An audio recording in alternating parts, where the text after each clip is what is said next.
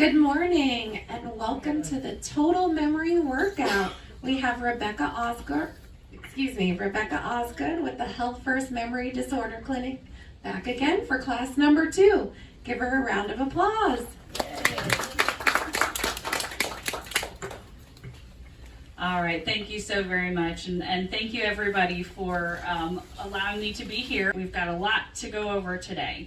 We're going to be talking about the top 10 lifestyle factors that, if they're not managed properly, can impact your memory potential.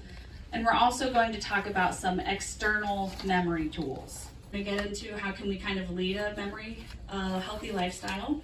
So we do actually have more power than we realize. It does take effort, and I was hearing this morning some excellent habits, walking, going around briskly, minimum 2 miles. That's wonderful. You don't have to do that, and we'll get into that. But you're going to find whatever works for you. However you can adapt what works for you to what we talk about, that's going to be what is best. The first one that we get into, it's not necessarily number one, it's just the first one that's listed, is exercise. And I think that's kind of common sense, right? You know, we've always grown up, exercise, eat right, get sunshine. I think we've kind of heard this. Well, it doesn't hurt to be reminded again why exercise is so important and so impactful on our bodies and our minds.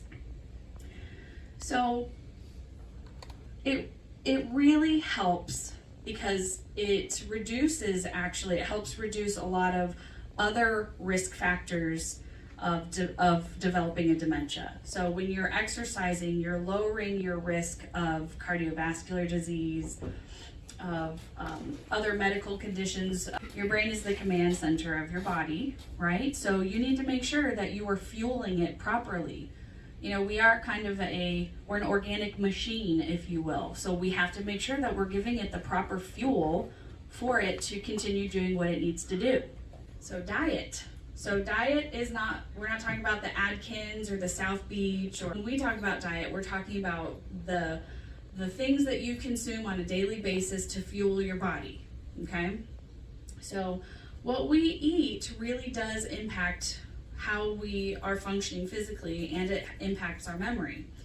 For example, if you have too much caffeine, if you're not used to drinking or eating a lot of caffeine, that will really impact your attention, and so you probably won't be able to hold on to some things quite as easily. If you eat a lot of carbs and a lot of sugar, that may make you tired, and so then you're fighting to stay awake versus to hold on to all the little details of whatever you're trying to remember. Does that make sense? Mm-hmm. So again, we want to make sure that whatever we are consuming as part of our daily diet, it has a balance. So is everybody familiar, or have you heard of the Mediterranean diet? Yes. Yes. So the Mediterranean diet is included in this MIND diet. It really focuses on a lot of fruits, a lot of vegetables. You want to have a lot of color in your foods. And then you want to try to eat more fish. You want to try to have even less poultry and even less red meat. You want to try to stay away from sugar as much as possible. I know it's terrible. I love sugar. It's addicting. It's tasty. But sugar is very inflammatory, and it can be very harmful on your blood vessels. Even if you aren't trying to live a brain healthy lifestyle, if you're living a heart healthy lifestyle, you're automatically doing your brain good. So I always like to just kind of throw that in there. Caffeine again can affect your attention, and if you're not paying attention, you may not be getting all of the information in. And if you don't get all the information in the first time, you're not going to be able to get all of it out. Something that I do like to let people know or remind everybody, make sure that you're letting your doctors know what supplements and over-the-counter medications you're taking. Mental activity. So this is what you all are doing, and it sounds like you are all doing multiple times a day because of your wonderful activities program. Research found that adults who report engaging in mentally stimulating activity are less likely to develop memory problems. So that's a really, it's really positive, right? It's to hear, okay, so if I go and I, do crossword puzzles, if I can kind of work on things that challenge me, then, I think I'll be okay. When you are doing your brain games and attending classes and trying different things, it's improving your attention, your mental flexibility, your processing speed as well. Medical conditions. You really do want to make sure that you are staying on top of chronic conditions, especially those that affect your vascular system, your cardiovascular system, high blood pressure, high cholesterol, diabetes. All of these things, again, if it's harmful to your heart, it'll be harmful to your brain. If it's good for your heart, it's good for your brain. Because your brain gets its nutrients through the vascular system, right? And so if your heart is pumping and pumping everything through as it's supposed to, and it's getting all that oxygenated, nutrient-rich blood up through your brain and back down, then it's fueling it the way it needs to. So you want to make sure that you are staying on top of managing these if you do have them. Something else that I like to let everybody know, that uncorrected hearing loss and uncorrected vision impairment is also a significant risk factor for developing dementia. If you are not getting the information into your brain doesn't have anything to use to work. So you need to make sure that if you have a hearing loss, that you're wearing your hearing aids. So sleep is really your body's kind of time to rest and reset and rejuvenate. You really want to make sure that you are sleeping well. Well, so what does that mean? Everybody is different. Everybody knows how they feel after they get, a certain number of hours of sleep. Some people it may be 7, some people it may be 9. But you really want to see how you're feeling during the daytime. Are you fighting sleepiness? Are you having a hard time paying attention to something because you are nodding off? Medications, I talked just very briefly about making sure that when you are talking to your doctor about your medications, or when you go, that you are telling them any supplements that you may be taking as well. There could be some just unintended interactions that are going on. And there are some medications that a side effect may be kind of causing memory fog. There are some medications that can cause you to feel a little unsteady on your feet. So it's always important to kind of look at what you're taking. There's no reason that you should be just depressed without trying something.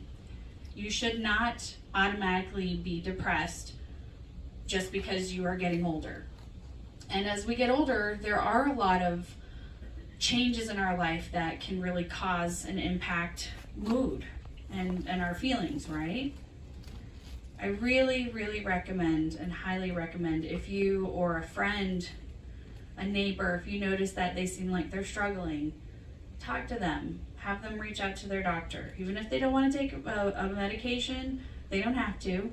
But I also like to remind people, especially my caregivers and my support group, medication doesn't have to be forever. It can be something that can help get you over whatever you're going through, and then you can talk to your doctor about tapering off.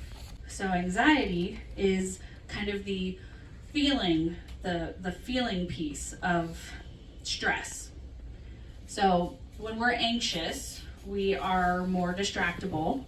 If we're more distractible, we're not going to be getting all the information or paying to all the little intimate details of the scenario that we're trying to remember. You should try, and of course, everything is easier said than done, right? If you are in a moment of anxiety, what can you do? Can you use breathing techniques? Can you go for a walk? Can you talk to somebody? Can you distract yourself to kind of kick you out of that anxiety spiral? The physiology of stress, when you have short-term stress, which we have two types of stress.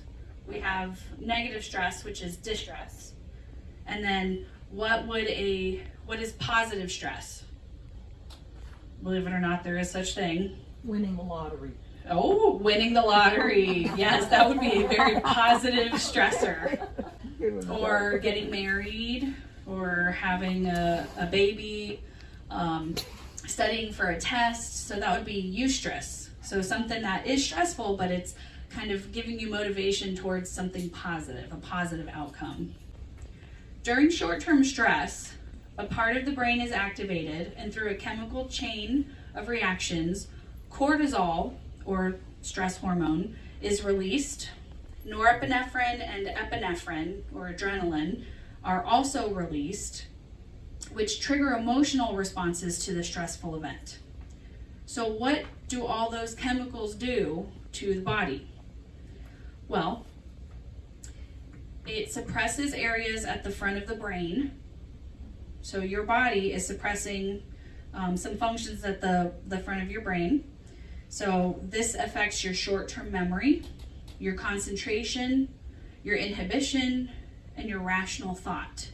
The last thing that Dr. Green lists is information overload. Exactly what I'm doing to you right now. I'm throwing a whole bunch of stuff at you.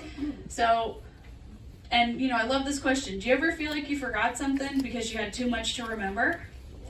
Well, our brain really can only hold on to so much. So what do we do in that scenario? Well, you need to get in charge of the situation and get in charge of the information. We might be overwhelmed because of the pace of the information that's thrown at us. Maybe the person is talking too quickly, or they're talking too quietly so you can't hear everything.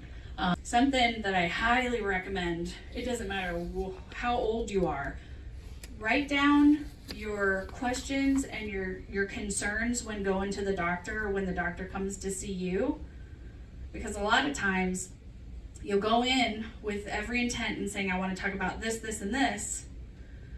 They check one thing and then they ask about this, and now you've completely forgotten about what you were going to ask, and you didn't get a chance to talk about this, this, and this.